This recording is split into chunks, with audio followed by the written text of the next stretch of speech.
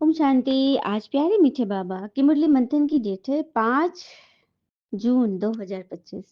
तो मीठे बाबा अपने बच्चों से कह रहे हैं, बेहद के सुखों के लिए तुम्हें बेहद की नॉलेज मिलती है। तुम फिर से राजयोग की शिक्षा ले राजाई ले रहे हो, तो बेहद के सुख के लिए हमें बेहद की नॉलेज बेहद के बाबा से मिलती है। फिर से राजयोग की शिक्षा लेकर हम राजाई ले रहे हैं, अपनी राजगद्दी प्राप्त कर रहे हैं। और कहते हैं ना कि हमारी लाइफ हमारी सोच पर निर्भर करती है। मान लिया तो मस्त है, वरना काट लिया तो कष्ट है। ठीक है, तो रजाई लेनी है ना, तो मान ही लो कि भगवान आ गए हैं। प्रश्न, तुम्हारा ईश्वरीय कुटुंब किस बात में बिल्कुल ही निराला है? उत्तर, इस ईश्वरीय कुटुंब में कोई 1 रोज का बच्चा है, कोई 8 रोज का, लेकिन सब पढ़ रहे हैं। बाबा ही टीचर बनकर हमको पढ़ा रहे हैं। यह निराली बात। आत्मा पढ़ती है, आत्मा कहती है बाबा बाबा, फिर बच्चों को 84 जन्मों की कहानी सुनाते हैं। गीत है, दूर देश का रहने वाला आया देश पर आए। ओम शांति। बृहस्पतिवार, आज गुरुवार है ना, सदगुरुवार, जिसका नाम है, कहते हैं बृहस्पतिवार।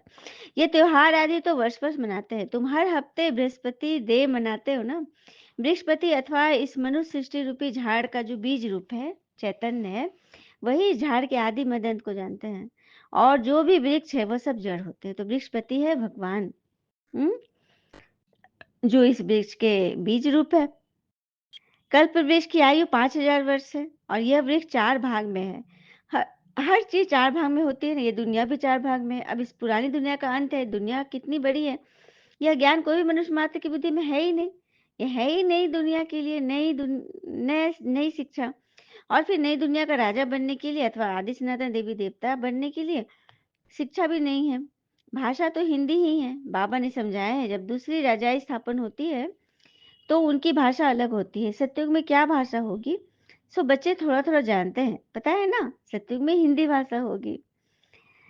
तो बस बच्चों को सृष्टि के आदि मध्य अंत को भी जानना चाहिए ना। इस समय नॉलेज न होने के कारण मनुष्य को सुख ही नहीं है। और कोई मनुष्य ऐसे जन्म ले नहीं सकते जैसे यह लेते हैं। और इनकी वानप्रस्थ अवस्था में प्रवेश होती है। बच्चों को सम्मुख बैठ बताते हैं और कोई आत्माओं को बच्चे बच्चे कह न सके। कोई भी धर्म वाला हो, जानते हैं श्री बाबा महात्माओं के बाबा है, वह तो जरूर बच्चे बच्चे ही कहेंगे। कोई धर्म वाले आत्मा तक कोई धर्म स्थापक आदि किसी को बच्चे तो नहीं कह सकते अपने फॉलोवर को, लेकिन ये कहने का हक तो सिर्फ शिव बाबा को है, क्योंकि वो तो सभी के पिता हैं। बाबा आकर पढ़ाते ही हम आत्माओं को। यह ईश्वरीय कुटुंब।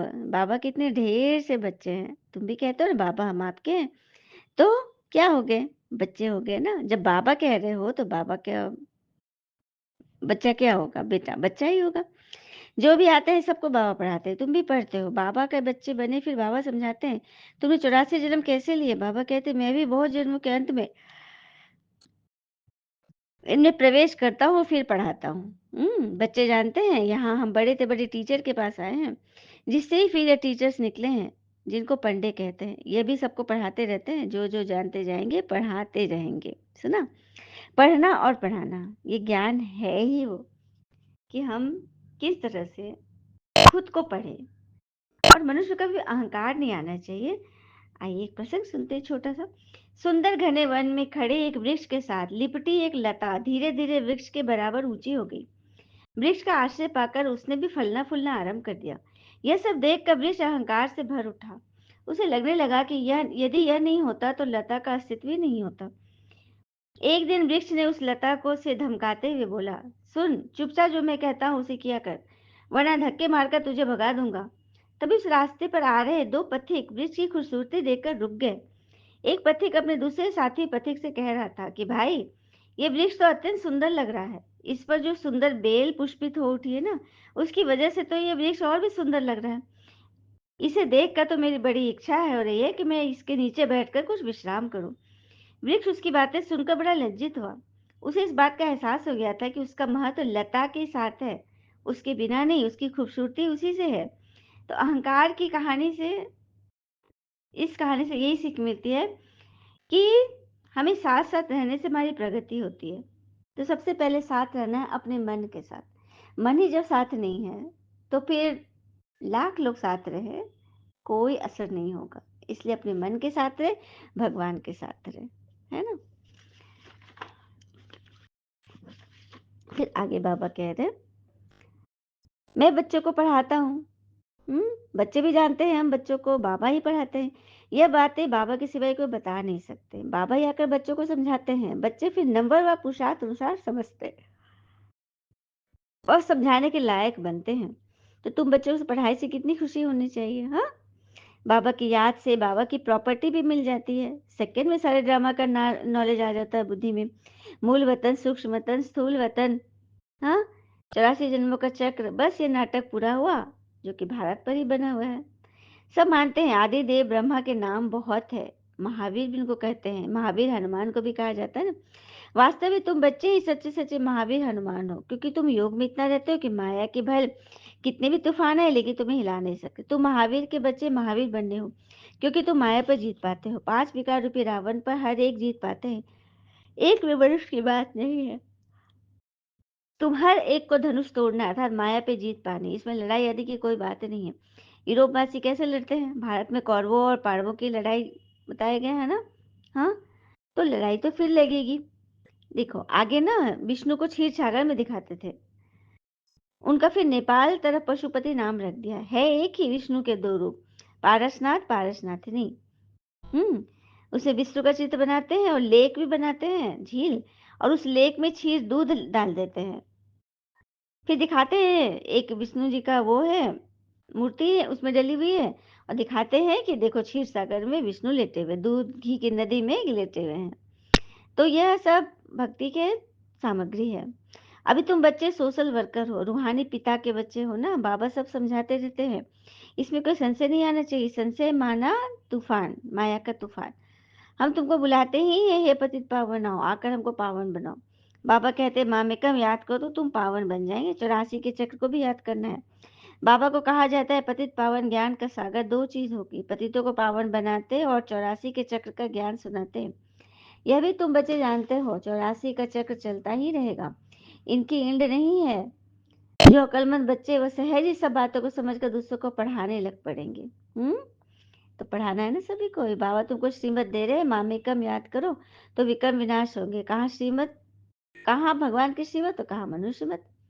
हाँ, जो मददगार बच्चे हैं वो विजय माला का दाना बन जाएंगे। अच्छा, मीठे बच्चों प्रति भगवान के नमस्ते। हम बच्चों के प्यारे बाबा को नमस्ते। धारणा के लिए मुख्य सार, पहले पॉइंट, किसी भी बात में संशय बुद्धि नहीं बनना है।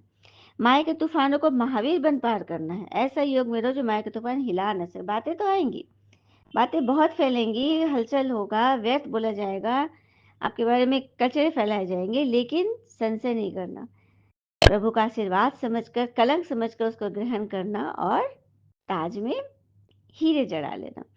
दूसरी पर अक्लमंद बन अपने जीवन ईश्वरीय सेवा में लगाने। सच्चा सच्चा रूहानी सोशल वर्कर बनना है। रूहानी पढ़ाई पढ़नी और पढ़ानी है, वरदान है। अहम और वहम को समाप्त कर रहम दिल बनने वाले विश्व कल्याणकारी भव। अहम और वहम को समाप्त कर रहम दिल बनने वाले विश्व कल्याणकारी भव। कैसा भी अवगुण वाली, कड़े संस्कार वाली, कम बुद्धि वाली, सदा ग्लानि करने वाली आत्मा हो, लेकिन जो रहम दिल विश्व कल्याणकारी बच्चे हैं वे सर्व आत्माओं के प्रति लवफुल के साथ लवफुल होंगे। कैसी भी आत्मा हो, कभी इस वहम में नहीं आएंगे कि यह तो कभी बदल ही नहीं सकते, यह तो ऐसे ही है, या यह नहीं कर सकते। हाँ, इस प्रकार के अहम और वहम छोड़ कमजोरी और बुराइयों को जानते हुए भी क्षमा करने वाले रहमदिल बच्चे ही विश्व कल्याण की सेवा में सफल होते हैं। स्लोगन, जहाँ ब्राह्मणों के तन मन धन का सहयोग है वहां सफलता साथ है। अव्यक्त इशारे है, आत्मिक स्वरूप का अनुभव करना है। अहो प्रभु के गीत गाना है, देह भाव से सहज अर्पण हो जाना है। अहो आपका भाग्य, अहो मेरा भाग्य। इस भाग्य की अनुभूति के कारण देह और देह के संबंध की स्मृति को त्याग करके उपराम हो जाना। कहते हैं ना, साफ साफ बोलने के चक्कर में जिंदगी से आधे से ज्यादा लोग साफ हो गए। क्योंकि सच्चाई सफाई जहाँ होती है ना, वहाँ झूठ और नकलीपना चल ही नहीं सकता, है ना। अच्छा, ओम शांति। शुक्र है मीठे बाबा और बाबा के प्यारे प्यारे बच्चे। आप सबका जीवन सदैव सुख शांति समृद्धि सफलता संतुष्टता सदा भरपूर रहे और भरपूर करे। ओम शांति।